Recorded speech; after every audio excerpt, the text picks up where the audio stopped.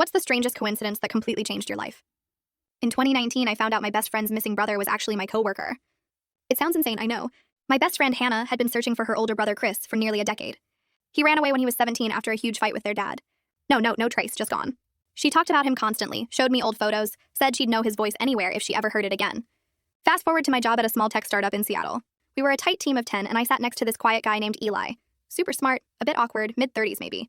Never talked much about his past. Just mentioned once that he'd moved around a lot. Over 2 years, we became work friends. He was the kind of person who'd stay late to help you debug code, then act embarrassed if you thanked him too much. One night, our office went out for drinks after landing a big client. Eli actually came. Rare for him, and after a few beers, he loosened up. We started talking about family, and he said something that made my stomach flip. My little sister's name was Hannah. I haven't seen her since she was a kid. The bar was loud, but I swear my ears started ringing. Was I asked? He looked startled. Oh, is it I just haven't talked to her in a long time? I remember staring at him, trying to keep my voice steady. What's her last name? He hesitated. Sullivan. My beer nearly slipped from my hand. Wait, Hannah Sullivan from Portland? He froze. His face went completely pale. How do you know that?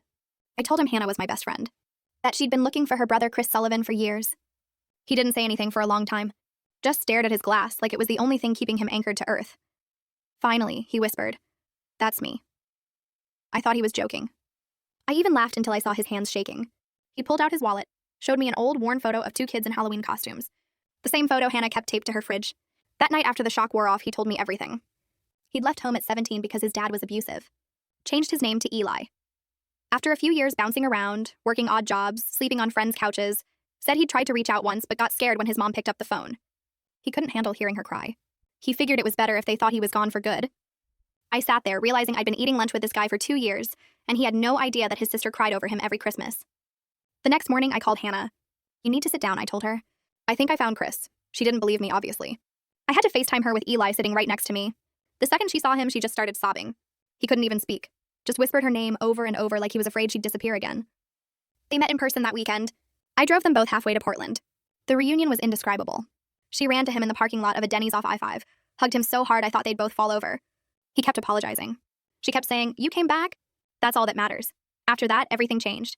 Eli took a few weeks off work to visit his family. His parents had divorced years ago.